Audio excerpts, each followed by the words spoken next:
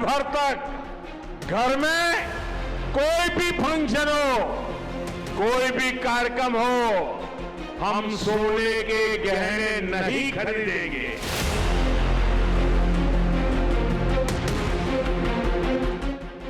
हमें petrol diesel का उपयोग कम करना होगा।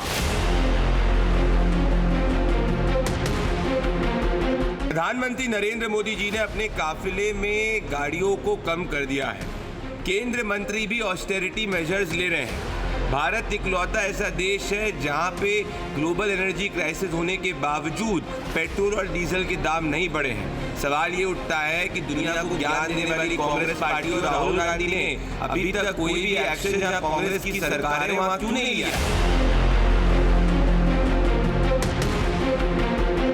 जो कदम उठाई वो देश हित में, जनता के हित में। इसलिए सुबह ये समाचार तुरंत मैं भी डीजीपी को बता दिया, डायरेक्टर सिक्योरिटी को बता देने के लिए जो मिनिमम चाहिए वो रख के बाकी काफिला में ज्यादा गाड़ी रहेगा।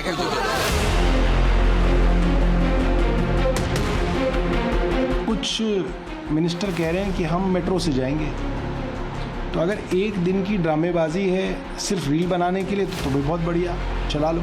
वो गाड़ियाँ वापस कर दो आज, और वो जो सरेंडर गाड़ी करोगे उसकी रसीद जो है अपने अपने सोशल मीडिया पे डाल दो, तो मैं मान लूँगा कि तुम अब ये गाड़ियाँ इस्तेमाल नहीं करोगे, वरना ये एक दिन ड्रामेबाजी।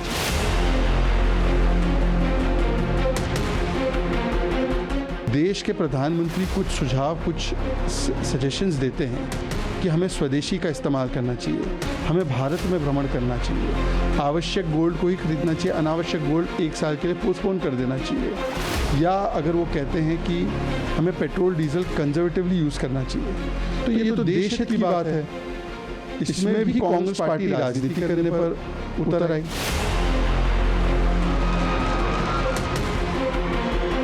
जिस दिन उन्होंने घोषणा किया उसी दिन उसका पालन नहीं किया, उसी दिन रोड शो किया था। क्या इलेक्ट्रिक व्हीकल थे, सैकड़ों हजारों कारें थी। प्रधानमंत्री का दोहरा चरित्र अब लोगों को समझ में आ गया।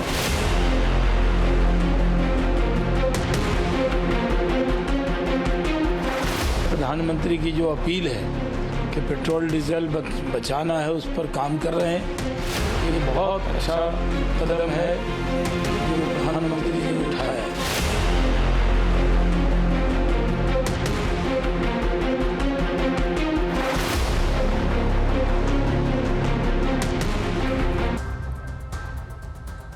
प्रधानमंत्री की अपील का असर होने लगा। इन सब के बीच में सवाल है कि प्रधानमंत्री मोदी के संदेश का कितना असर है और क्या इससे महासंकट बेअसर होगा? क्या पश्चिम एशिया संकट से बचने के लिए देश को सहयोग नहीं देना चाहिए? क्या सरकार आयात पर निर्भरता कम करने के लिए दीर्घकालिक नीतियों को अपनाएगी? ये सबसे महत्वपूर्ण सवाल है कि भविष्य में आप अपनी एनर्जी सिक्योरिटी के लिए क्या कुछ करने जा रहे हैं। इन सब के बीच में वैश्विक संकट में प्रधानमंत्री मोदी ने देशवासियों से डीजल और पेट्रोल बचाने की अपील की और पीएम मोदी ने खुद अब इसे अमल में लाया है। प्रधानमंत्री मोदी के काफिले में गाड़ियां अब कम हो गई हैं। पीएम मोदी आज सिर्फ 2 गाड़ियों के काफिले से कैबिनेट बैठक के लिए पहुंचे, जबकि पीएम के काफिले में आमतौर पर 15 गाड़ियां होती हैं। इधर प्रधानमंत्री मोदी की अपील का असर भी देखने को मिल रहा है। गृहमंत्री अमित शाह ने भी अपना काफिला छोटा कर दिया है, तो वहीं यूपी के सीएम और मंत्रियों के फ्लीट में भी 50% तक की कटौती हो गई है। मध्य प्रदेश के मुख्यमंत्री मोहन यादव ने भी अपने कॉन्वॉय में कटौती की है। और अमूमन माना जाए ये काफिला सिस्टम इस भारत से खत्म होना चाहिए, ये वीआईपी कल्चर इस भारत से खत्म होना चाहिए। और ये जो पैसा बर्बादी होती है इन सब काफिलों के ऊपर, उस पर तत्काल क्या हमेशा के लिए रोक लगनी चाहिए।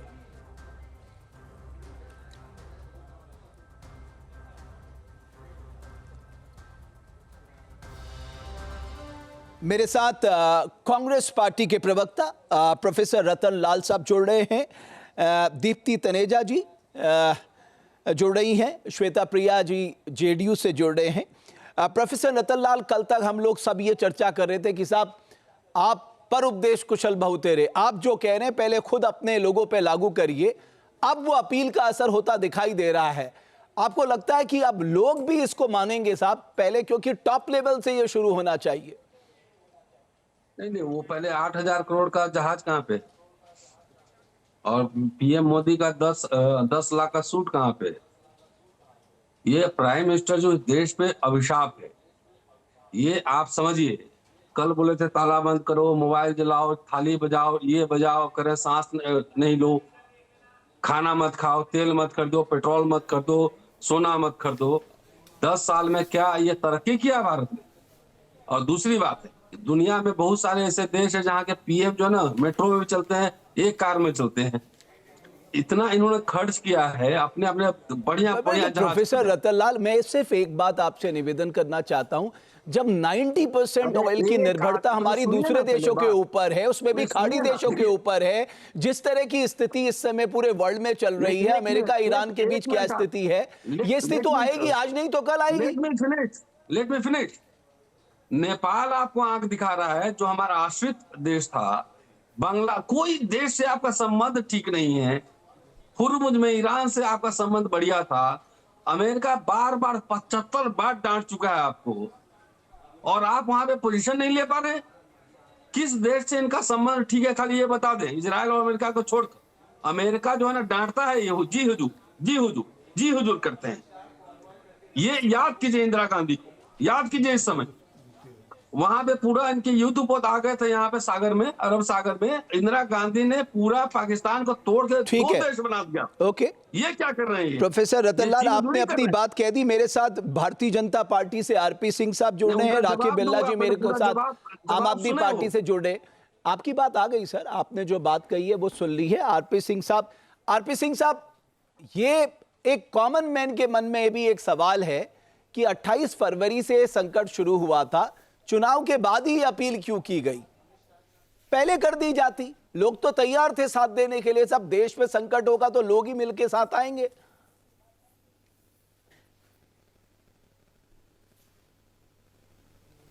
पहली बात तो मैं रतनलाल जी की इस बात का जवाब दे दूं कि उन्होंने कहा कि प्रधानमंत्री कंप्रोमाइज ऐसा कुछ कहने की कोशिश कर रहे थे। ये ना याद करिए, हिलरी क्लिंटन ने एक फटकार लगाई थी और भारत ने ईरान से तेल खरीदना बंद कर दिया था।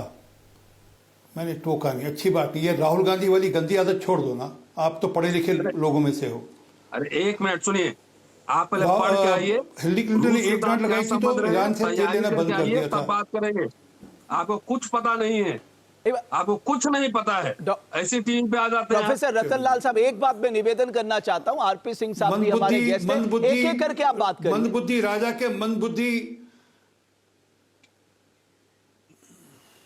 वो अपने बारे में कह रहे हैं मंदबुद्धि राजा है, देश को पूरा संकट में डाल चुका है मोदी प्राइम मिनिस्टर संकट में डाल चुका है देश को। प्रोफेसर रतनलाल, आपकी जब बारी आएगी आप बोलिएगा। एक बार आरपी सिंह साहब को जवाब देने दीजिए, उसके बाद आप जिसको राजा मानते हैं। प्रोफेसर रतनलाल साहब एक मिनट रुकिए। हाँ बोलिए सिंह साहब। प्रोफेसर रतनलाल जी, जब आपके पास मौका आएगा बोलिएगा प्लीज। उनके ऊपर असर हो गया है नक्सलियों का, क्योंकि नक्सली देश से खत्म हुए, सोचे हम नक्सलवाद का काम कर लेंगे। मेरे ऊपर केस साबित करो, कैसे नक्सलियों, कैसे साबित करो पहले। आप बोलने नहीं दे रहे। आपको मैंने ध्यान से सुना, एक अक्षर बोला मैंने, आपने जो बोलना था बोला, आपने बोला, टोका आपको एक बार भी?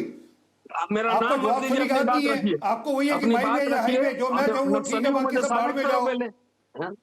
आपको कुछ पता नहीं होता है। प्रोफेसर रतनलाल, एक एक करके बात हो गई, आपने अपनी बात कह दी। प्रोफेसर रतनलाल, अभी रुकिए, अभी आरपी सिंह साहब को कहने दीजिए। आपने जो सवाल उठाया उसका जवाब ले लीजिए ना, उसके बाद मैं आपके पास आता हूं।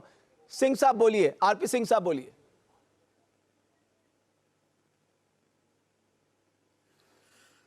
जी, जो मैं कह रहा था, हिलरी क्लिंटन की एक फटकार पे ईरान से तेल लेना बंद कर दिया था। हिलरी क्लिंटन की एक फटकार पर इजराइल को एक स्पाई सैटेलाइट लगाने की छूट देती थी, जो ईरान पर नजर रखता था। ये हालत थी। ये कहते हैं कि बड़ा दम था इनमें। अरे जितनी बुरी तरह ये कंप्रोमाइज थे, उतनी बुरी तरह कंप्रोमाइज थे। एंथनी साहब ने पार्लियामेंट के पटल पे कहा कि हमारी हिम्मत नहीं है कि हम सड़कें बना पाए बॉर्डर के ऊपर, को हम सड़कें बनाएंगे तो चाइना नाराज हो जाएगा। ये है हिम्मत इनकी। और आज पूरा का पूरा इंफ्रास्ट्रक्चर खड़ा कर दिया चाइना बॉर्डर के ऊपर मोदी जी ने।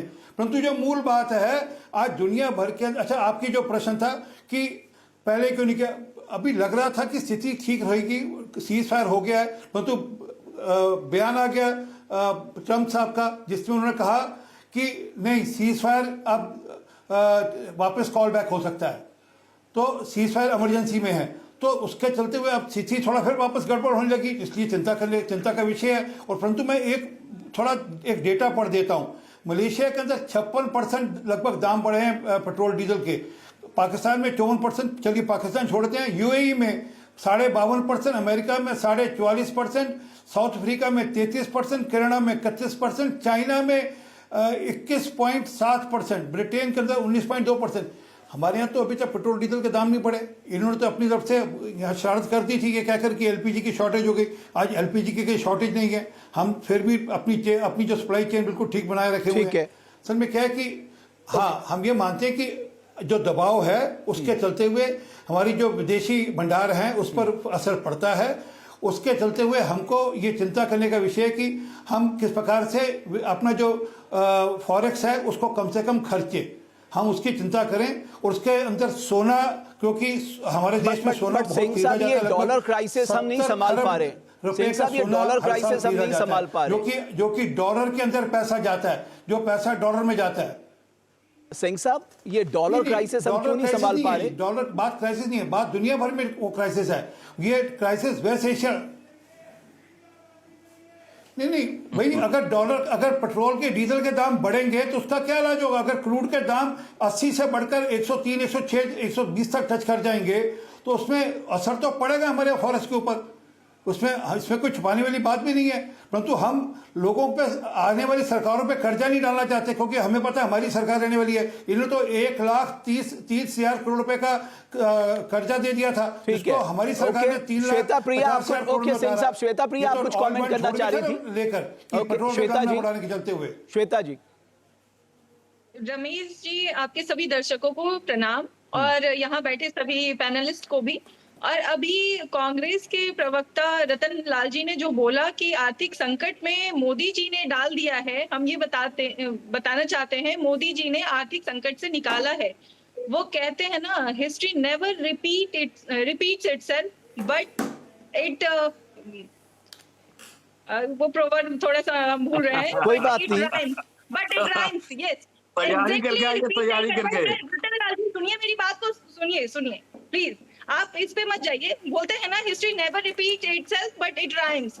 ये वही सिचुएशन है। ये पहली बार नहीं हुआ है जब किसी प्राइम मिनिस्टर ने रिक्वेस्ट किया है, अपील किया है देशवासियों से कि वो इकोनॉमिक ये सिचुएशन, आर्थिक क्राइसिस के दौर में थोड़ा सा साथ दें। और सिर्फ पैट्रियोटिज्म, देश बॉर्डर पे जाके लड़ाई करना नहीं होता है, बल्कि आर्थिक स्थिति जब खराब हो तो उसमें साथ देना भी होता है। और अभी तो सिर्फ इन्होंने अपील ही किया है। आपके वक्त में अगर ऐसे देख ले, हम किसी पे ब्लेम नहीं डालते हैं, ये एक सिचुएशन की बात होती है। यूपीए की गवर्नमेंट थी 1968 में भी, 2012 में भी। मनमोहन सिंह जी ने भी ये बात बोला था कि पैसे पेड़ पे नहीं उगते हैं, और सारे सब्सिडी को उन्होंने खत्म कर दिया था क्योंकि जरूरत पड़ी थी। 5 रुपए प्रति लीटर डीजल और पेट्रोल का प्राइस बढ़ाया था। तो देखिए, जरूरत पड़ने पे ऐसी चीजें आती है, और जब भी गवर्नमेंट अपील करती है तो उसे हमें फॉलो करना चाहिए। श्वेता जी, ठीक है। प्रोफेसर रतनलाल, आप आज जल्दी से अपनी बात रखिए, उसके बाद में मैडम तनेजा के पास जाता हूँ। खाली मैं सिर्फ एक सवाल पूछना चाहता हूँ सर कि भारत की विदेश नीति जिस तरह की रही है, नेहरू ने पूरा गुट निरपेक्ष आंदोलन चलाया था पूरी दुनिया में कि ना मैं इधर हूं ना उधर हूं, है ना। और एक लंबे समय तक नेहरू, इंदिरा, राजीव गांधी ने पब्लिक सेक्टर यूनिट बनाया और पूरा जितना परमाणु एक्सपेरिमेंट तमाम, सेल, वेल, गेल, बैंक सब किया। इनसे बीजेपी के प्रवक्ता से पूछा जाए कि पिछले 12 साल में इनके जो विदेशी संबंध है कैसे हैं, किस देश से? नेपाल भी आंख दिखा रहा है। कितने पब्लिक सेक्टर यूनिट इन्होंने बनाए हैं, कितने यूनिवर्सिटी बनाए हैं, कितने IITs बनाए। कौन सा नेपाल आंख दिखा रहा है? अरे दिखा तो रहा है आपको, आपको पता ही नहीं है, पढ़ते ही नहीं है। आपके फॉरेन सेक्रेटरी से मिलने से मना कर दिया। आपके चश्मे का नंबर ठीक करो, आपके चश्मे का नंबर ठीक करिए आप। जी, आप अपना ठीक कीजिए ना। नेपाल का प्राइम मिनिस्टर आया इंडिया क्या? बगल का है वो चाइना के पास चला गया। चाइना ने कितने जमीन कब्जा किए इसका आंकड़ा है आपके क्यों पास? अरे जब नहीं, चाइना ने कितना जमीन कब्जा हमारे सरकार के संबंध में जब जरूरत होगी तो बुलाया प्रोफेसर जाएगा। रतन लाल, मुझे लगता है डाइवर्ट नहीं करते। ये जो अपील की है इसके क्या मायने हैं, और लोगों के मन में सीरियसली ये डर बैठ गया कि आने वाले समय में क्या होने जा रहा है। मुझे बनवा रहे हैं प्रोफेसर रतन लाल, मैं नाम सुने हैं कभी? शाम शर्मी का नाम सुने हैं? वो ऑन रिकॉर्ड बोले थे कि भारत की 40,000 गज जगह चाइना ने कब्जा कर लिया। नहीं, चाइना पे एक फिल्म बनवाइए जरा सा, है ना? आप तो फिल्म बनवाते ना पाकिस्तान पे, खाली चाइना में फिल्म बनाए, कितना जमीन कब्जा किया बताइए। कैलाश मानसरोवर कहां तक कब्जा कर चुका है। आपकी हिम्मत नहीं है, आप सरेंडर कर चुके हैं। आपके नेता चाइना में जाकर ट्रेनिंग लेते हैं। जो यूपीए का काम है उसकी किताब पढ़ लेनी चाहिए, और जनरल जयदेव सिंह की किताब पढ़ लेनी चाहिए। थोड़ा पढ़ लिख कर आया करो, अनपढ़ों की तरह मत आया, अपना नाम क्या के प्रोफेसर लगाते हो और अनपढ़ों की तरह आकर बात करते हो। की तरह बात कर रहे हैं, मैं फैक्ट का जवाब दीजिए। जनरल जयदेव सिंह ने क्या कहा था कि मिसेस सोनिया गांधी ने हुक्म किया कि साइकिल दे दो पाकिस्तान को, शादी करा दी। मुसलमानों की किताब पढ़ो, पन्ना नंबर 393 में पढ़ो जाकर, क्या लिखा उन्होंने। अरे किस देश से आपका बढ़िया संबंध है पहले ये बताओ? नेपाल से है, बांग्लादेश से है, लंका से है? अमेरिका की गुलामी करो। ट्रंप डांट रहा है मोदी को, बार बार डांट रहा है। इसलिए मैंने कहा कि ये पूरा अभिशाप है मोदी इस देश पर। ये मैं कह रहा हूं, कोई भी संबंध किसी देश से आपका नहीं है। आप जाके वहां पे खाली कुछ नहीं, पूरे दुनिया की दलाली कर रहे हो। प्रोफेसर रतन लाल, मुझे लगता है कि एक सिंह साहब, मैं आ रहा हूं आपके पास। मेरे पास एक मिनट प्रोफेसर रतन लाल साहब, आप एक मिनट रुक जाइए। आप कहा फॉरेन पॉलिसी में कूद गए। इस समय हमारे सामने ग्लोबल एनर्जी संकट खड़ा है, जो फूड सिक्योरिटी का संकट बन जाएगा आने वाले दिनों में। मेरा से प्रोफेसर दीप्ति तनेजा, मैं आ रहा हूं एक मिनट। प्रोफेसर रतन लाल, प्रोफेसर दीप्ति तनेजा, आपको लगता है आज नहीं तो कल आपको आके तो बताना ही पड़ेगा, और जब तक पूरा देश साथ खड़ा नहीं होगा आप इस ऊर्जा संकट से बाहर नहीं आ सकते, जो आपके लिए आने वाले समय में आर्थिक संकट बनेगा, आपके लिए खाद्य संकट भी बन सकता है। प्रोफेसर दीप्ति तनेजा।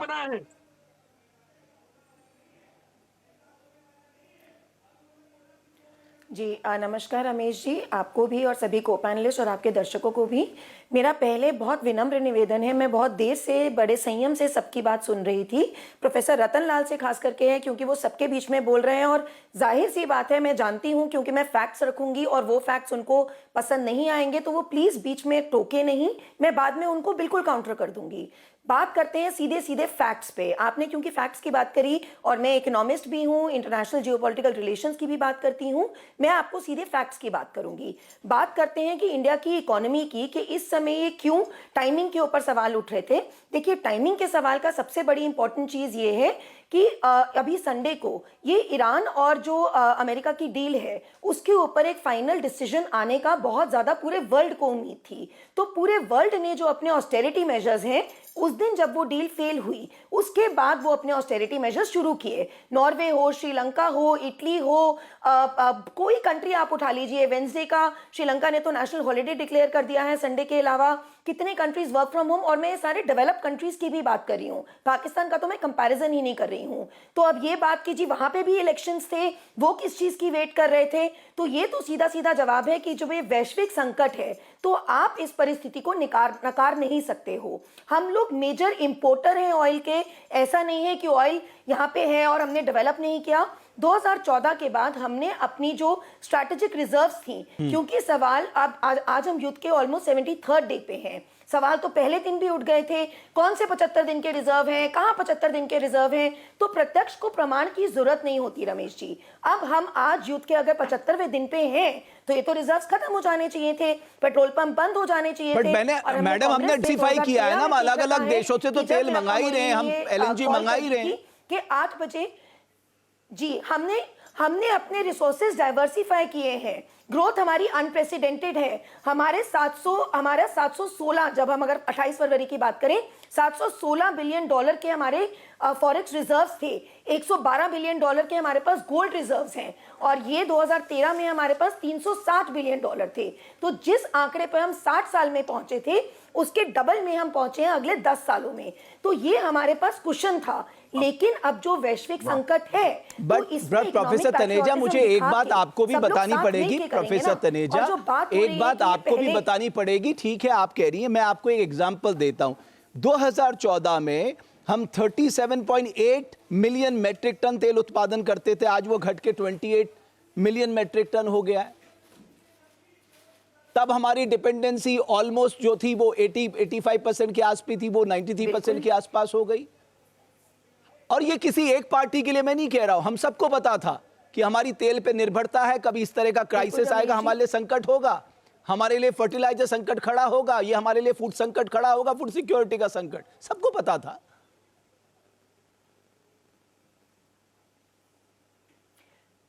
रमेश जी बहुत बहुत बढ़िया आपने ये सवाल पूछा। इसी के साथ, क्योंकि डेटा वन साइडेड नहीं हो सकता, डिमांड कितनी बड़ी है इतने सालों में उसका भी अगर आप मुझे बता देते तो एक आपके दर्शकों को पूरा परिप्रेक्ष्य मिलता। मैं बता देती हूं, डिमांड डबल हुई है। और जो आप कह रहे हो, हम यहाँ पे अपनी रिफाइनरी कैपेसिटी की अगर बात करें तो हमने अपनी रिफाइनरी कैपेसिटी वर्ल्ड में 4th लार्जेस्ट कर ली हुई है। तो ये केवल कहना आज हमने अपनी प्रोडक्शन कम कर ली, प्रोडक्शन इसलिए कम कर ली क्योंकि क्रूड हमें सस्ता मिल रहा था, रशिया से हमें बहुत सस्ता क्रूड मिल रहा था। आज हमने वापस उसको 100% पे कर लिया है। तो जो चीज आपको सेल्फ, अच्छा ठीक है प्रोफेसर तनेजा, बिकॉज आपने कहा आप एक इकोनॉमिस्ट हैं, आप मुझे सिर्फ इतना बता दीजिए प्रोफेसर तनेजा, सिर्फ इतना बता दीजिए, जो सस्ता, आपने ठीक कहा हमें सस्ता तेल मिल रहा था, क्या जनता को सस्ता तेल मिला?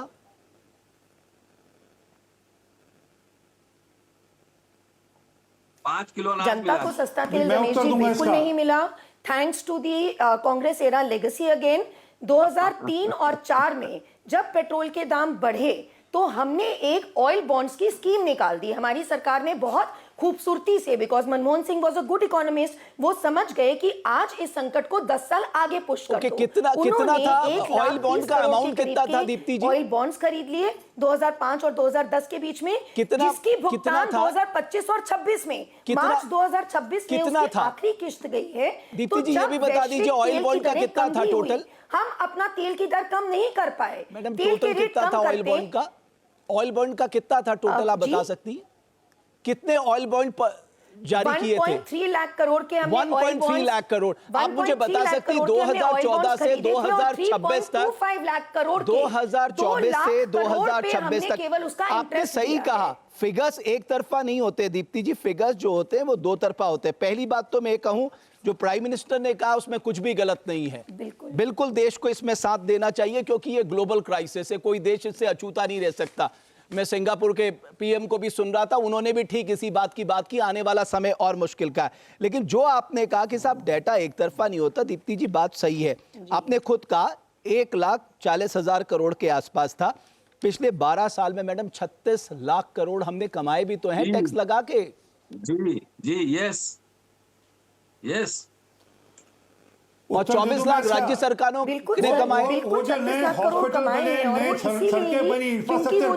क्योंकि वो जो इंटरेस्ट पेमेंट थी 3,40,000 करोड़ का भुगतान भी तो किया।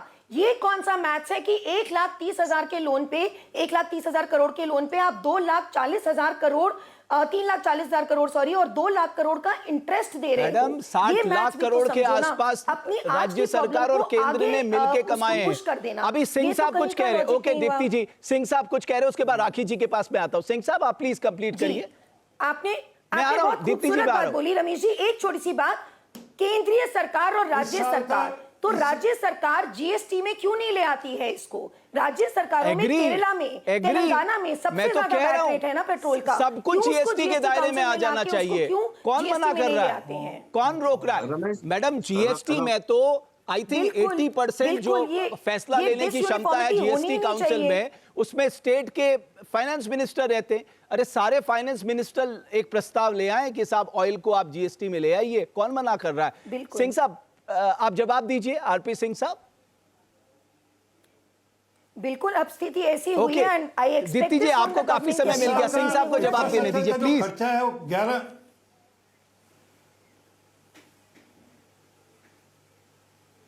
इस साल का इंफ्रास्ट्रक्चर पर खर्चा भारत सरकार ने कितना एलोकेशन किया? 11 लाख करोड़ का। पिछले साल 10 लाख करोड़ था, उससे बिल्कुल सही बात है, 12 लाख करोड़ था। वो पैसा कहां से आ रहा है इंफ्रास्ट्रक्चर पे जो खर्चा हो रहा है? जो आज देश भर में सड़कें बन रही है, तो कहा नहीं, अच्छी बात नहीं, गंदी याद कहाँ से ले उड़ आते हो आप, प्रोफेसर साहब हो आप।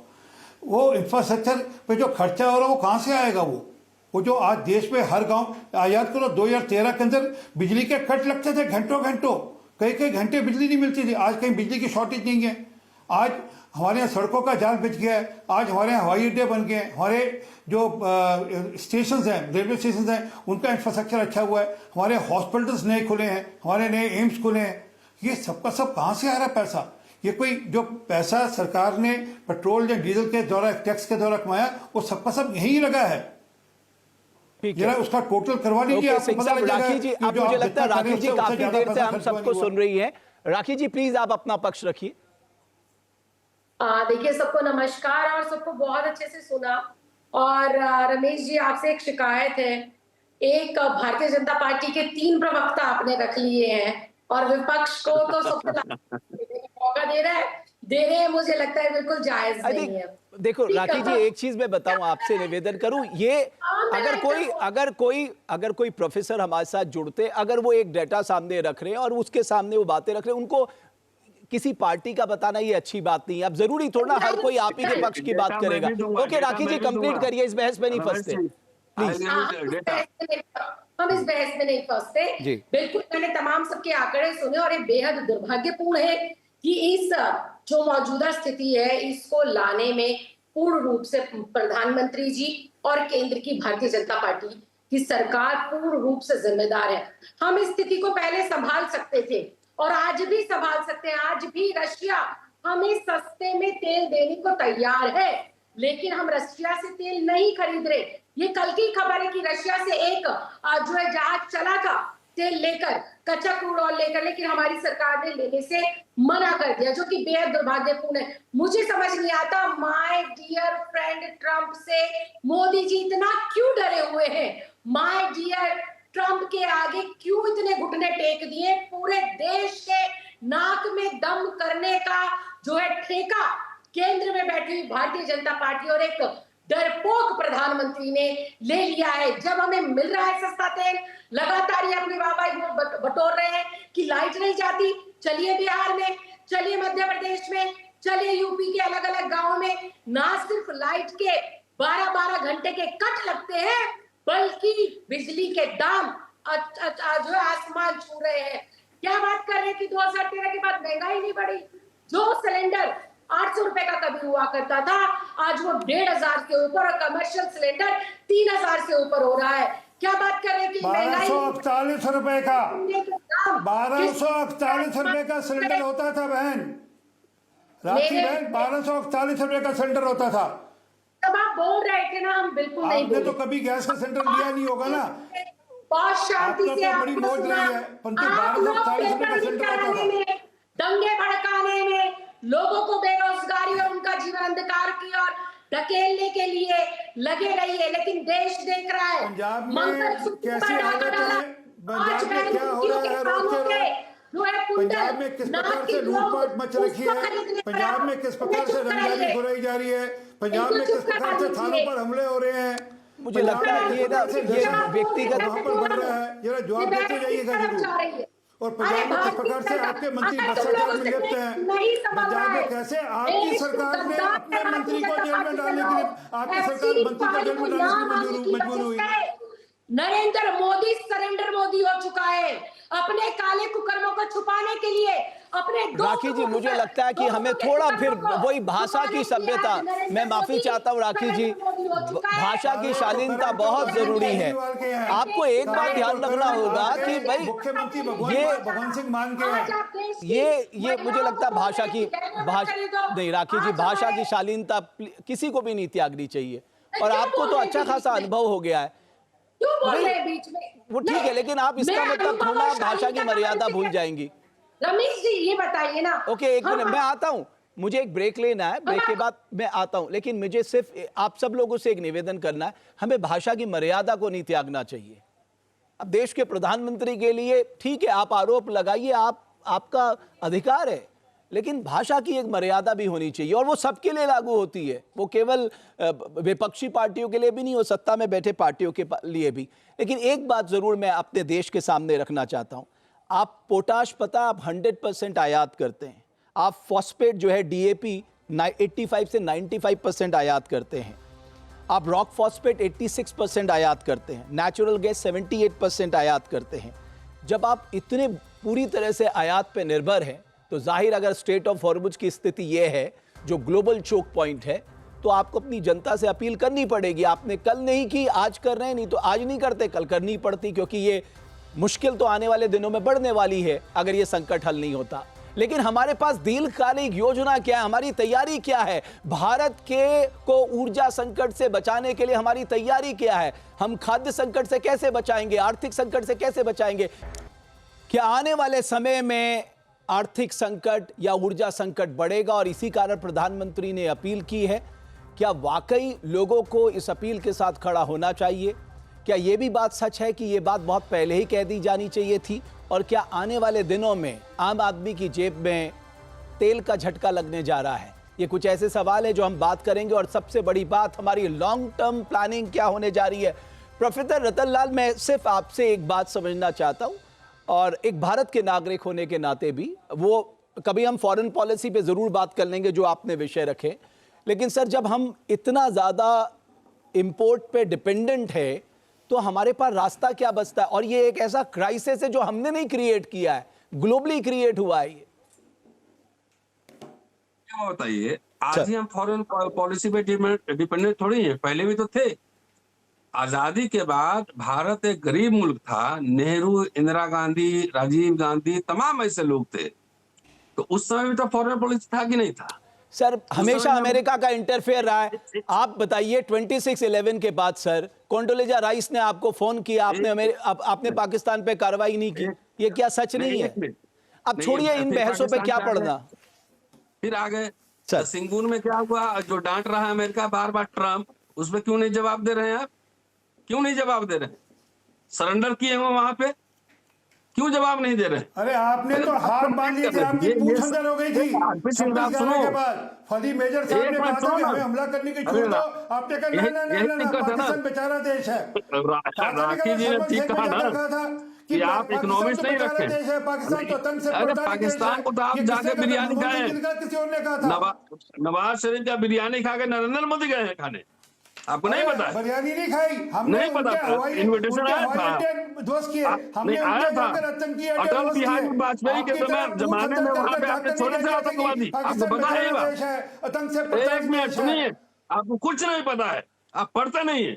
अटल बिहारी वाजपेयी के जमाने में आतंकवादी आपने छोड़े। अरे आप सुनिए ना, आप ही के जमाने में पार्लियामेंट में अटैक हुआ। ये आपके सुनिए प्रधानमंत्री जी का बयान है 2013 का। कुछ नहीं पता है ना, आप पढ़ते लिखते नहीं है, होगी पेट्रोलियम कोई डेटा नहीं है आपके पास। सुनिए सुनिए अरे सुनिए ना, पार्लियामेंट में अटैक कब हुआ? हमारे जो आपने जाके आतंकवादी कब छोड़े? कौन था पीएम उस समय? कौन था होम मिनिस्टर? पार्लियामेंट पर अटैक कब हुआ?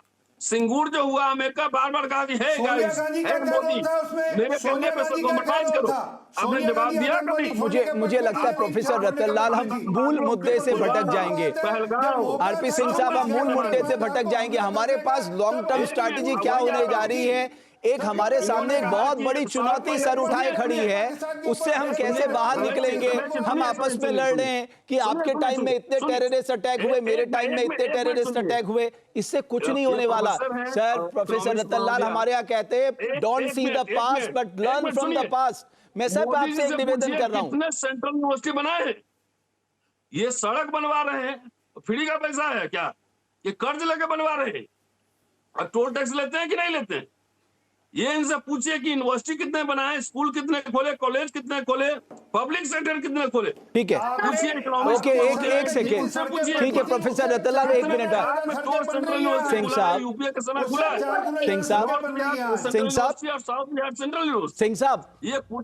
एक प्रोफेसर रतन लाल आपकी बात आ गई सर, उन्होंने सुन ली। सिंह साहब, आरपी सिंह साहब, मैं आपसे एक छोटा सा निवेदन करना चाहता हूं। एक सेकंड सर, ऑस्टेरिटी मेजर्स की बात हो रही है, एक सेकंड। नहीं, पहले भी फॉरेन पॉलिसी था ना, रहा था यहाँ पे देश में इंफ्रास्ट्रक्चर बन रहे थे ना। ये 2013 में हमें मालूम है सिंह साहब, तत्कालीन वित्त मंत्री चिदम्बरम साहब ने भी कहा था सोना मत खरीदिए, हमारा करंट अकाउंट डेफिसिट बढ़ रहा है। एग्री, उसको कोई बना नहीं हो, पब्लिक में है। सिंह साहब, मैं आपसे एक छोटी सी बात करना चाह रहा हूं। जब देश में ऑस्टेरिटी मेजर्स की बात की जा रही, सर मैं 4 पॉइंट आपके सामने रख रहा हूं सिंह साहब। पहला, अगर हम गोल्ड इंपोर्ट 50% कम कर दें तो हम 2,86,000 करोड़ रुपए बचा सकते हैं। दूसरा, 11,000 सर एक सेकेंड प्रोफेसर रतनलाल, एक सेकेंड सर, एक सेकेंड, अगर हम फ्रीबीज, जो हम ये चुनाव में फ्रीबीज बांट रहे हैं सर, 9 लाख करोड़ के आसपास फ्रीबीज है सर, इसका हमारी अर्थव्यवस्था पे असर पड़ रहा है, इस पे ध्यान दीजिए। हमारे डिस्कॉम्स, एक second professor Ratanlal, 1 minute sir, हमारे डिस्कॉम सर 6,47,000 करोड़ के नुकसान पे चल रहे हैं। और सर हमारे बड़े इंफ्रास्ट्रक्चर प्रोजेक्ट्स में जो डीले हुए हैं उससे हमें 5 लाख करोड़ का नुकसान हुआ है अब तक। सर ये 4 से ही अगर हम देखें 20-25 लाख करोड़ बचा लेंगे। ओके सिंह साहब, क्या आपको नहीं लगता हमें यहां भी ध्यान देने की जरूरत है? Okay professor Ratanlal ji please, अभी सिंह साहब, आरपी सिंह साहब जवाब देंगे, बस प्लीज बोलिए सिंह साहब। पैसे बांटेंगे नहीं बांटे ये बताइए मुझे, बिहार चुनाव में पहले ये बताइए। मैं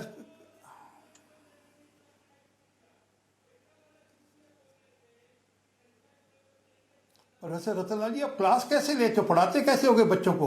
तो मैं तो दंग हूं कि आप सदब कि आप बच्चों की क्लास लेते हैं, आप पढ़ाने वाले प्रोफेसर नहीं, नकली प्रोफेसर हो कहीं से। तो जो मूल वो देख रहे हैं, स्टूडेंट आपके देख रहे हैं आपको, वो हंस रहे होंगे आपके ऊपर कि किस प्रकार से आप डिबेट करते हैं, वो हंस रहे होंगे आप पे। आप अगली बार क्लास में जाएंगे सब खिसियाएंगे, मुंह दबाकर आपके पीछे आप आके खिसियाएंगे, वो सबके सब खिसियाएंगे। जब आपको देखेंगे सब आपको चलते चलते देखेंगे, खिसियाएंगे कि कैसा प्रदर्शन है हमारा, जिसको बात करने की तमीज नहीं है, बट सिंह साहब जिसको बात करने का व्यवहार नहीं है। प्रोफेसर साहब, मैं आपसे, प्रोफेसर रतनलाल साहब, मैं आपके मौके पे आपको दूंगा सर मौका। सिंह साहब, हमारे पास लॉन्ग टर्म स्ट्रैटेजी क्या है? अभी देश को ये भी तो बताना चाहिए कि हमारी तैयारियां क्या है। ओके सिंह साहब, इनको क्या पता है मेरे बारे में? सर आप प्रोफेसर हैं, आपने 29 साल पढ़ा है, आपने बताया सर, कोई आपको चैलेंज थोड़ी ना कर रहा है सर। मेरे बारे में नहीं पता इनको। सर मैं बाद में आपको नंबर शेयर कर दूंगा, आप बता दीजिएगा। अभी ये डिबेट कंटिन्यू करते हैं। सिंह साहब बताइए लॉन्ग टर्म स्ट्रैटेजी क्या है? दिखाऊंगा अभी मैं कैसे बढ़ाता हूँ, क्या करता हूँ। इनको क्या पता है? डंडी मार आप इनका बायोडाटा अगली बार से प्रोफेसर साहब बोलने आए तो इनका बायोडाटा बोल दिया करें। मेरा बायोडाटा पढ़िए, गूगल करिए आप मेरे बारे में, कौन रतनलाल है गूगल करिए आप। आपको नहीं पता है मेरे बारे में, कुछ नहीं पता है मेरे बारे में। ठीक है, अभी किसी मैं तो कह रहा हूं कि आपके बच्चे, आपके जो स्टूडेंट्स होंगे खूब हंसेंगे। अरे सिंह साहब, आप भी जबरदस्ती छेड़ रहे प्रोफेसर रतनलाल को। सिंह साहब ये बताइए हमारी लॉन्ग टर्म स्ट्रैटेजी क्या है जो जनता जानना चाहती है? सिंह साहब प्लीज। बात ही नहीं करनी है तो क्या करोगे? अरे सर आप बताइए ना, बात तो करने दे, बात तो करने नहीं दे रहे। प्रोफेसर साहब आप क्यों गुस्सा हो रहे हैं? प्रोफेसर साहब आप गुस्सा मत होइए सर, आप तो शिक्षक हैं, गुरु हैं, आप क्यों गुस्सा हो रहे हैं? आप शांत हो जाइए। अभी सिंह साहब को जवाब देने दीजिए ना। सिंह साहब बोलिए।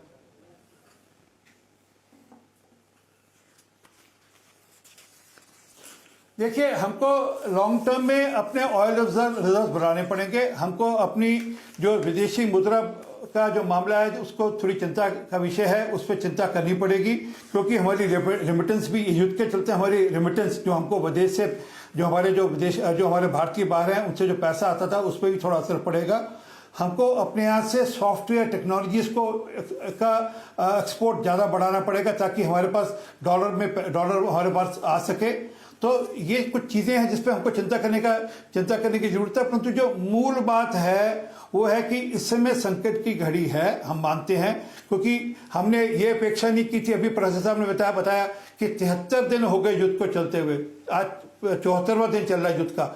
ये अपेक्षा नहीं थी, और ये अपेक्षा थी कि पिछले हफ्ते में ऐसी संदेश थे कि ये सीज फायर हो जाएगा और युद्ध का फैसला हो जाएगा और युद्ध खत्म हो जाएगा। परंतु अभी फिर वापस से स्थितियां बिगड़ी हैं। इसके चलते प्रधानमंत्री जी ने देश को आगाज किया है। सिंह साहब, जो राखी बिरला जी और प्रोफेसर रतनलाल आप पे आरोप लगा रहे थे कि आप अमेरिका के दबाव पे बात होने वाली नहीं है, रशिया से तेल नहीं खरीदेंगे, वहां से गैस नहीं खरीदेंगे, दीजिए ना जवाब कि आपके ऊपर कोई दबाव नहीं है। आप नहीं सुनेंगे ट्रंप की, आप देश के 140 करोड़ भारतीयों की सुनेंगे। हाँ, रशिया से ऑयल खरीदना कब बंद किया भारत ने? ये प्रोफेसर साहब को मेरा चैलेंज है, ये बता दें कि रशिया से कौन से महीने में हमने ऑयल खरीदना बंद किया, कौन से महीने में, और कौन से महीने में हमने ऑयल खरीदना कम किया?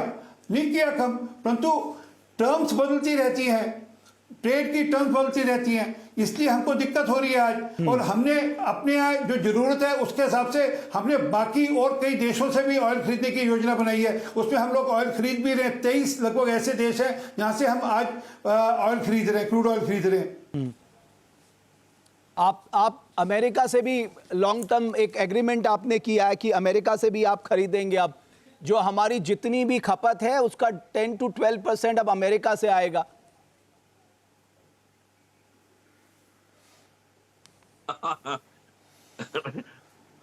अभी तक कोई डील कोई साइन हुई नहीं, सिर्फ बातों में है। कहीं पे कहीं कोई ऐसा नहीं हो कि कहीं डील कोई साइन हुई हो। जहां हमको सस्ता पड़ेगा, जो हमारे देश के लिए हित में होगा, वहां से ऑयल लिया जाएगा। सर हमारा ऑलरेडी एक एग्रीमेंट साइन हो गया सर अमेरिका से, जिसमें हम 22 लाख टन एलपीजी इंपोर्ट करेंगे कि ऑयल की शॉर्टेज नहीं है। सर हमारा ऑलरेडी एक समझौता हो चुका है कि हम 22 लाख टन एलपीजी इंपोर्ट करेंगे। हाँ, एलपीजी की बात। हाँ, और एलपीजी 10% के आसपास है कुल खपत का हमारे पास। ठीक है, हाँ, एलपीजी करेंगे, ठीक बात है। आपने ऑयल का, हाँ प्रोफेसर रतन लाल, अब आप जवाब दीजिए सर, अब आपके पास मौका है। एक स्टेट ऑफ हार्मोज के चलते agree sir, state of Hormuz एक ग्लोबल चोक पॉइंट है, पूरी दुनिया में, पूरी दुनिया डिस्टर्ब। और सर अगर खुल भी जाता है, खाड़ी देशों का हुआ है, जितना विध्वंस ईरान ने किया है उसको ठीक होने में 5 से 6 साल लगेंगे, तो आने वाले समय में तो वो खुल भी जाएगा, तब भी चैलेंज बने रहेंगे। लेकिन प्रोफेसर रतन लाल, ये मौका तो ऐसा है कि देश के साथ खड़े होने का, देश कैसे इस ऊर्जा संकट से बाहर निकलेगा उसके साथ खड़ा होने का, कैसे हम अपनी खाद्य सुरक्षा बनाए रखेंगे उसके साथ खड़े होने का, कैसे हम इस इकोनॉमिक क्राइसिस से निपटेंगे उसके साथ खड़े होने का। सरकारों को कटघरे में खड़े करने के तो बहुत मौके मिलते हैं हम सबको। तो कौन देश के साथ खड़ा नहीं है? देश के लोगों के लिए जो सवाल उठा रहा है वो देश के साथ खड़ा नहीं है। हुर्मुज अभी बना है कि पहले से था? पहले भी था ना। ऐसा थोड़ी कि आज हुर्मुज बन गया है। जब गल्फ वॉर हुआ था तो ईरान ने हमारी सप्लाई रोकी थी कि चालू रखी थी? आपकी फॉरेन पॉलिसी क्या है? जो आपका कोई दोस्त नहीं है, अमेरिका के साथ और इजराइल के साथ जाके वहां पे डमरू बजा रहे हैं और डांस कर रहे हैं, अभी क्या फॉरेन पॉलिसी है? ये सवाल तो उठा रहा हूं। ईरान जो आपका लंबा फ्रेंड था, उसके साथ आपका संबंध ठीक नहीं है। हुर्मुज आज थोड़ी आया, तो पहले भी था। सर फॉरेन पॉलिसी में व्यक्तिगत दोस्ती का कोई मतलब नहीं होता सर, यहाँ हर चीज अपने राष्ट्रीय हित को ध्यान में रख के फैसला लिया जाता है। और मैडम जो प्रोफेसर बैठी है, प्रोफेसर तनेजा, पता नहीं अभी कहाँ किस, मैं तो दिल्ली यूनिवर्सिटी में हूँ, मैं हिंदू कॉलेज में पढ़ाता हूँ। मैडम जरा मोदी साहब से पूछ लीजिएगा कितने सेंट्रल यूनिवर्सिटी बनवाए हैं, कितने कॉलेज खुले हैं, जरा एक बार पूछ लीजिएगा, उसके बाद बात करूंगा। ओके ठीक है, पूछ लीजिएगा। अभी जवाब दे लीजिए। प्रोफेसर तनेजा आप कुछ कहना चाह रही हैं? ठीक है प्रोफेसर रतन लाल, आपने अपनी बात के लिए आपको पूरा टाइम मिला सर, अब दूसरे को भी टाइम दे दीजिए, मेरा आपसे निवेदन है। मैं डेटा के साथ हूँ, अभी मैं भी डेटा के साथ। हाँ दीप्ति जी जवाब दे दीजिए प्लीज। ठीक है, के साथ बात करूंगी। मुझे बड़ा अफसोस हो रहा है, मुझे बहुत अफसोस हो रहा है इस डिबेट में पार्ट लेते हुए, अपने कुलीग के साथ ये बात करते हुए। लेकिन सॉरी प्रोफेसर रतन लाल, मैं यहाँ आपका सीवी, आपका बायोडाटा पूछने नहीं आई हूँ। आप कब से ना लूप में चलते जा रहे हो। फॉरेन पॉलिसी मतलब आप डिबेट की तैयारी ही नहीं करके आए हो, टीचर मोड में आके डांटते जा रहे हो। अगर यूनिवर्सिटी में हो, आप मुझे नहीं पहचानते हो, मैं वहाँ पे डीन हूँ सर, जॉइंट डीन हूँ। अगर एक दूसरे का सीवी ही खोलना है तो this is not the forum. Sorry, अब मैं आपके डेटा की बात करती हूँ। आपने 3 चीजों पे कितनी गलत बात आप लोगों को समझा रहे हो। राखी मैम, आपने बोला हमने कल एक रशियन टैंकर लौटाया है, वो रशियन टैंकर एलएनजी का टैंकर था, तेल का टैंकर नहीं था। ये केपलर का डेटा है रमेश जी, कि पिछले साल 1672,000 बैरल्स पर डे हमने रशिया से लिया, और इस साल अप्रैल में 1685,000 बैरल्स पर डे। प्लीज रतन लाल जी चुप हो जाइए, दूसरों को बोलने दीजिए। प्रोफेसर साहब प्लीज, मेरी रिक्वेस्ट है आपसे, अभी प्रोफेसर तनेजा जी को, प्रोफेसर तनेजा को जवाब देने दीजिए। की बात करी, मैं बहुत खुश हूँ इन्होंने मेरे एकेडमिक क्रेडेंशियल अरे हो गया सिंह प्रोफेसर साहब, आपने दिल में ले ली बात। रतन लाल जी ना एक लूप में चल के आए हैं, उनको कुछ नोट्स मिले हैं कि फॉरेन पॉलिसी की बात कर लेना, दोस्ती की बात कर लेना, अक्साई चीन भूल जाना, 2009 में जो हमने पाकिस्तान के साथ जॉइंट डिक्लेरेशन दी थी वो भूल जाना, पार्शियल मेमोरी से ये पार्शियल मेमोरी लॉस से ये शायद आए हैं, लूप में चलते जा रहे हैं और कुछ नहीं कर रहे हैं ना, डिबेट को एक मीनिंगफुल डायरेक्शन देना चाह रहे हैं। और रमेश जी आपने लॉन्ग टर्म स्ट्रैटेजी की बात करी, लॉन्ग टर्म स्ट्रैटेजी है कि हम अपने रिसोर्सेज डाइवर्सिफाई कर रहे हैं और मोस्ट इंपोर्टेंटली हम रिन्यूएबल सोर्सेज पे जा रहे हैं। एक महीना पहले अभी हमने फिशन टेक्नोलॉजी को वर्ल्ड में दूसरी कंट्री है हम चाइना के बाद जो हमने न्यूक्लियर फिशन एनर्जी टेक्नोलॉजी को स्टेबिलिटी लेवल पे लाए हैं। तो ये सब हम ऑल्टरनेटिव कर रहे हैं। अगर रतन लाल जी थोड़ा अपने लूप से बाहर निकल के अपनी ये जानकारी बढ़ा लेंगे तो देश के लिए अच्छा होगा। थोड़ी आप जानकारी बढ़ा लिए देश के लिए अच्छा होगा। दिल्ली यूनिवर्सिटी में अगर पढ़ाती होंगे ना तो जरा कॉलेज का हालत देख लीजिए क्या हो रहा है, यूनिवर्सिटी का हालत देख लीजिए क्या हो रहा है। जानकारी के आंकड़ों के आधार पे आपसे बात कर रही हूं। बहुत ज्यादा प्रोफेसर रतन लाल आप बहुत व्यक्तिगत हो गए। नहीं ओके, एक मिनट प्रोफेसर रतन लाल क्राइसिस पहले भी आए साहब, ऐसा ना करिए, क्राइसिस पहले भी आए हैं। एक मिनट प्रोफेसर रतन लाल, क्या जब इस देश के सामने फूड क्राइसिस, एक मिनट प्रोफेसर रतन लाल एक बात बताइए, जब इस देश में फूड क्राइसिस आया था तो क्या देश के लोगों से अपील नहीं की थी? क्या उसके बाद एक अपॉर्चुनिटी नहीं बनी? हमने क्या पहला ग्रीन रेवोल्यूशन नहीं लेके आए? अरे ये कोई ऐसी बात थोड़ा है जो इसको लेके आप इतना हाई तौबा मचा रहे हैं साहब। सुनिए आप, green revolution, white revolution, public sector bank का सब आपने किया सर, मैं कहां मना कर रहा हूं, लेकिन अभी आप बोलिए ना अपॉर्चुनिटी तो आती है ना। ओके अभी केवल एक सेकेंड। अरे भाई सरकार ही आपकी थी, आपकी सरकार थी और आपको आंकड़ों के आधार पे बता दिया ना। $360 बिलियन था, 91 में क्या हाल था? जीरो से शुरू करोगे तो बढ़ाओगे ही ना सर। बेसिक मैथ्स भी कोई चीज होती है, बेसिक इकोनॉमिक्स भी कोई चीज होती है। आप सब कुछ डिबेट करके अपने लूप में घूमे हुए हो। इनको क्या पता है अभी प्रोफेसर रतन लाल आप आज किसी आप मना के आप किसी को नहीं बोलिए। सिर्फ यही पढ़ के आए हैं कि देश को बेच रहे हैं, एजेंट है, पार्शियल मेमोरी लॉस से इनको कोई प्रॉब्लम है, ये उससे उनको कितने खड़ा किए भारत साल में, ये बताइए मुझे। ये सर सुनिए आपकी सारी बात, आप लोग वही दो नोट्स दोहरा रहे हो। आपके नोट्स आउट ऑफ सिलेबस है सर, आपका सिलेबस अपडेटेड नहीं है। आप 2026 में 2005 का सिलेबस पढ़ा रहे हो। अपडेट करो अपने आप को, आपकी बात सुनने लायक ही नहीं है सर। Update yourself. कितने यूनिवर्सिटी बनाए हैं बीजेपी सरकार ने? अरे सुनिए आप बीजेपी का प्रवक्ता बन जाइए प्रोफेसर। प्रोफेसर तनेजा, आंकड़ों के आधार पे जवाब दीजिए। बीजेपी का प्रवक्ता बनिए। सारे पब्लिक सेक्टर यूनिट कांग्रेस ने करा दिया। मुझे लगता है एक मिनट, ठीक है प्रोफेसर रतन लाल, दीप्ति जी एक मिनट, राखी जी मैं ओके राखी जी को लेके आइए साहब। राखी जी कुछ कहना चाह रही है। राखी जी मैं सिर्फ आपसे एक बात जानना चाहता हूं कि आज जो देश के सामने परिस्थितियां, और आप बेहतर जानती हैं कि हम किन किन चीजों के लिए आयात पे निर्भर हैं। कोई भी व्यक्ति अगर इस समय होता वो क्या करता, मुझे बताइए आप क्या करता? पहले दोनों महानुभाव शांत हो जाए।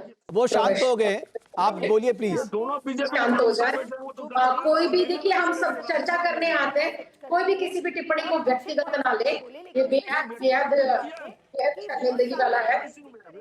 रमेश देखिए, आप बिल्कुल सही कह रहे हैं कि आज जिस भी परिस्थिति में कोई भी व्यक्ति क्या करता। आज युद्ध का 73वां दिन है, 73वें दिन। हमारी सरकार को पहले दिन ही प्रिकॉशंस ले लेनी चाहिए थी, लेकिन सरकार, प्रधानमंत्री, विदेश मंत्री, गृह मंत्री और बाकी मंत्री कहाँ बिजी थे? बंगाल में चुनाव लड़ने के लिए बिजी थे। आज ज्ञान बांटा जा रहा है, पेट्रोल बचाइए, आज ज्ञान बांटा जा रहा है, इंफ्रास्ट्रक्चर बचाइए, आज ज्ञान बांटा जा रहा है, नो व्हीकल पॉलिसी अपनाइए। 4 दिन पहले जब चुनाव आप जीत गए, जब चुनाव संपन्न हो गया, जब आपको देश के लोगों की याद आ रही है। चुनाव जब संपन्न हो गया तब आपको याद आया ठीक है, हो गया है। ओके राखी जी, ओके ठीक है राखी जी, आपका पॉइंट ये पूर्ण रूप से ओके आप कह रही है टाइमिंग, आप कह रही है टाइमिंग। ओके सिंह साहब, आप केवल आपकी टाइमिंग को लेकर आपने जो मुद्दे उठाए, एक मिनट राखी जी। ओके सिंह साहब, टाइमिंग, झुकना सरेंडर करना, ओके, अपने ठीक है दोस्तों को राखी जी, ओके। बचाना, समय मेरे पास बहुत कम है। सिंह साहब जवाब दे दीजिए प्लीज। ओके और देश को इस आपातकाल ओके राखी जी, आपकी बात आ गई। सिंह साहब जवाब दे दीजिए। जिम्मेदारी उसके बाद श्वेता प्रिया, लास्ट कमेंट मुझे श्वेता जी से लेना। सिंह साहब बोलिए।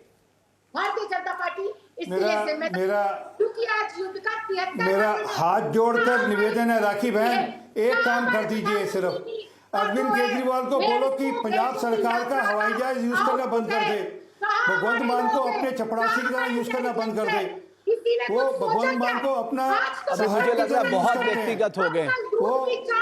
ओके श्वेता जी, ओके लास्ट कमेंट श्वेता जी को लेके आइए, बाकी को रोकिए भाई। श्वेता जी, मैं सिर्फ आपसे जानना चाहता हूं कि क्या एनर्जी सिक्योरिटी को लेकर हम क्या वाकई गंभीर है, हमारा देश वो तैयारी कर रहा है आने वाले समय से निपटने के लिए? लास्ट कमेंट श्वेता जी। जी रमेश जी, इस मुद्दे को ना ज्यादा पॉलिटिसाइज करने की जरूरत है नहीं, क्योंकि ये वैश्विक आपदा है और इसमें सबसे जरूरी चीज ये है, जब भी हम बात कर रहे हैं तो सबसे ज्यादा एम्फेसाइज क्रूड ऑयल पे कर रहे हैं और गोल्ड पे कर रहे हैं, क्योंकि क्रूड ऑयल को भी देख लें और हम लोग कहीं ना कहीं और देशों के कंपैरिजन में तैयार भी हैं। हमारे पास अभी भी 11 महीने के फॉरेक्स एक्सचेंज जो भी चीजें हैं, डॉलर्स, वो रिजर्व हैं। और अगर ऐसी चीजें होती, पेट्रोल और डीजल का दाम बढ़ा दिया गया होता, जो कि अभी तक अगर डेटा के अकॉर्डिंग देखें तो 10 रुपए पेट्रोल कार्यक्रम चाहिए, लेकिन हमने ये प्रधानमंत्री नहीं, देश के प्रधानमंत्री है। अपील माननीय प्रधानमंत्री जी ने किया है, गोल्ड ना खरीदे, रीजन भी हमारे। चलिए, मैं आप सब, मेरे पास समय समाप्त हो गया है। मैं आप सभी मेहमानों को बहुत धन्यवाद करता हूं, लेकिन वाकई ये एक ऐसा समय है जब हर भारतवासी को ये सोचना तो पड़ेगा, क्योंकि जो ग्लोबल क्राइसिस है वो हमारे दरवाजे पे कब से आके खड़ा हुआ है।